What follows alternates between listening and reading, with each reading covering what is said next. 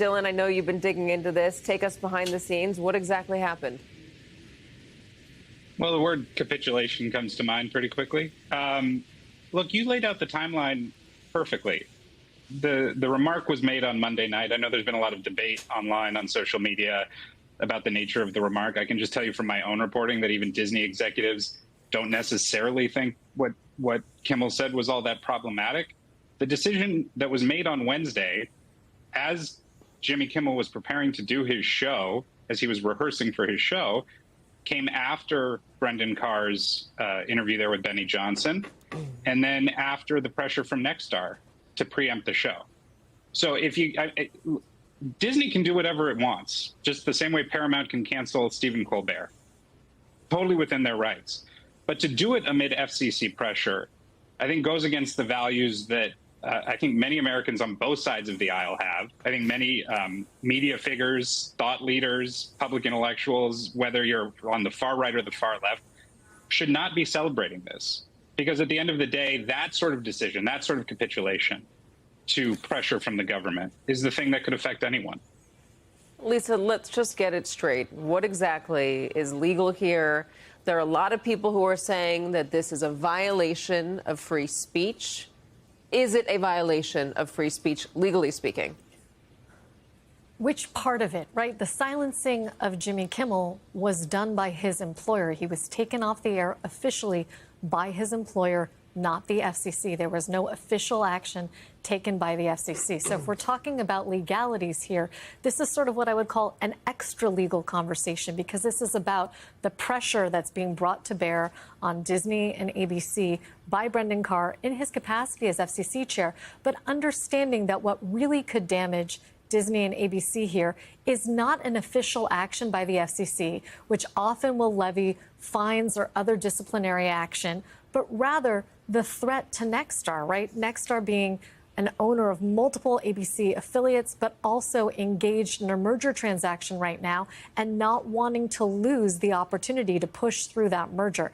This is what I would call sort of the cross-section of government coming together to exert some pressure. Would Jimmy Kimmel have a lawsuit? If he wanted to sue ABC for this, could he say you capitulated to pressure from the government and therefore you are violating my free speech? Well, I don't think you can't sue your employer necessarily for violating your speech rights. Wrongful termination? It would depend on what Jimmy Kimmel's contract with ABC and Disney says. For example, they may be able to terminate him for cause, and then you have a protracted legal battle about what cause is. Whether or not he can be terminated at will for cause, how it's defined in his contract. Katie, those are all things that we don't know right now. But do I think Jimmy Kimmel is in some office right now, confabbing with some combination of his agents, managers, and lawyers? I certainly do. We have two things. We have Ana Gomez, who is the sole Democratic member on the FCC, on the last hour talking about this. But she also has a very fulsome tweet, post on X, or a statement about this. First, let me play what she told my colleague just a few minutes ago. Satire's had such a rich history in our country and such an important role in pushing back against those in power. And it is not the FCC's job to judge what is and what is not funny. It is not the FCC's job to determine what content should be. It's not even the FCC's job to determine if there's bias in a particular broadcaster. It is the FCC's job to license broadcasters in the public interest and then to step back, because anything more than that is a violation and infringement of the First Amendment. Okay, so what's interesting about this is that the FCC chair himself, before he was the FCC, said pretty much the exact same thing. He also posted this. This was from a few years back when President Biden was still the president. And he said President Biden is right. Political satire is one of the oldest and most important forms of free speech. It challenges those in power while using humor to draw more people into the discussion. That's why people in influential positions have always targeted it for censorship. Vaughn, I wonder, is this, what does the White House want to do with this, is my question. And you have Brendan Carr, who apparently believed that political satire, when it was a conservative doing it or a Republican doing it or leaning that way, it's okay. But now, because this is about a heinous act and He doesn't agree with it. It's now something that he needs to get involved with. The FCC has an obligation to get involved with it. Obviously, disagreement. Where does the White House stand on this? Right, and he actually made another contradictory statement even sooner than a couple years ago, and that was this morning on our colleague's station of CNBC. He was asked very explicitly about Sinclair, another broadcast television station that has ABC stations around the country, and also announced that they would be preempting Jimmy Kimmel yesterday. And in a statement from Sinclair Television, they said that Jimmy Kimmel should make a personal contribution to the family of Charlie Kirk and also a donation to Turning Point USA, his political organization.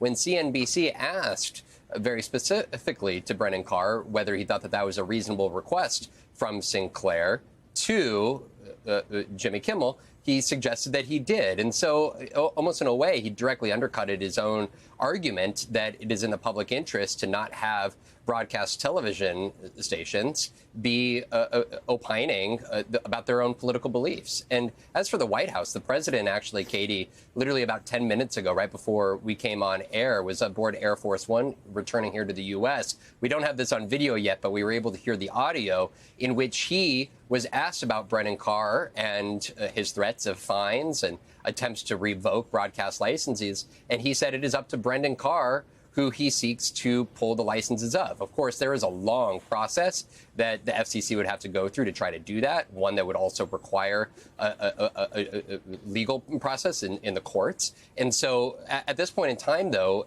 really without much effort, the FCC under Brendan Carr is getting what they want. This was a $6 billion deal between Nexstar and Tegna that was on the line that they announced just last month that they need the FCC approval for. And it very much mirrors what we saw back in July when CBS, they settled for more than $16 million with President Trump.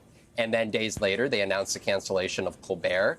And then about 10 days after that, the Paramount Skydance merger was ultimately approved by this FCC. And for months, that approval of the merger by the FCC had been held up. The deadline was initially all the way back in May. But really, it was not until a couple of those moves that led to Brendan Carr making the announcement that he had effectively been appeased by the decisions and by the moves made by Skydance and Paramount. So Anna Gomez also said this, and this is in the tweet. I think this is relevant. An ABC reporter was told by the president that his coverage amounted to hate speech and he should be prosecuted simply for doing his job. Then the FCC threatened to go after that same network, seizing on a late-night comedian's inopportune joke as a pretext to punish speech it disliked. The first part of that, talking about the ABC reporter, Dylan, as I'm sure you know, was Jon Karl. Jon Karl asked the president a question on the White House lawn as he was preparing to depart for London, and Donald Trump started to go after him, saying that he was hateful. And then he commented about how he got a lot of money out of ABC already. He's suing the New York Times now for $15 billion. He got many millions of dollars out of CBS already, Paramount. The business side of this, it's a big deal because these companies, it costs a lot of money to run a network. It costs a lot of money to run a news network. And when you are in a moment like this where fewer people are watching, I mean, you know the dynamics. Fewer people are watching. Advertising is down. Everything's so stratified. How does the business side of things get involved in these decisions that probably, 10, 20 years ago would not have even been a consideration? It's a really, really good question. And the media, particularly television media, is really vulnerable right now. It's not on strong footing. I mean, one important distinction here between all of the media organizations that the administration is going after, you look at the way that companies like CBS, ABC, their parent companies, have effectively paid what amounts to a street tax in order to settle what in many cases were sort of meritless lawsuits. You look at the lawsuits that Trump has taken out against the Wall Street Journal or the New York Times, which are owned by the Murdochs or the Sulzbergers, respectively. They're able to show a lot more fortitude. They're able to sort of stand up and fight these lawsuits in a way that news organizations that are part of like big, multimedia conglomerates can't. Right at the end of the day, like the news companies, ABC, CBS, frankly, even the networks at Comcast and NBC Universal, represent a much, much smaller part of the balance sheet. The linear television industry fundamentally is in decline.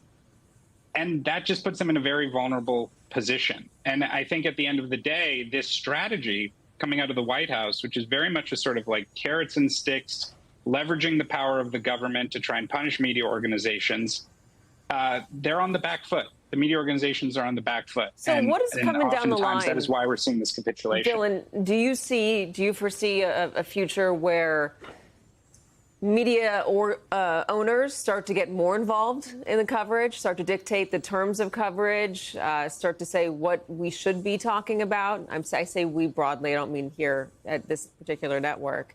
But do you see there to be more involvement in the future? Is that the way things are going?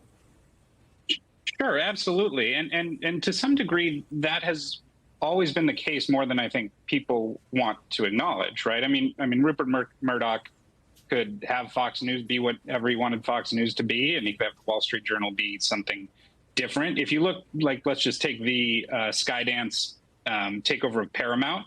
They are refashioning CBS News as something else. They're going to bring in Bari Weiss, who, however you want to define her politics, I don't think represent the sort of tradition of what CBS News has been. You can debate whether that's a good thing or a bad thing, but it's definitely happened.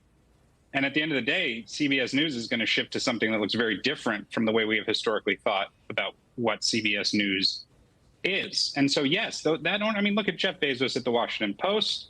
Look at Patrick Soon-Shiong at the Los Angeles Times. The ownership changes the fundamental editorial posture of these organizations. Again, I will leave the debate for whether or not that's a good or bad thing, but is it happening? Absolutely.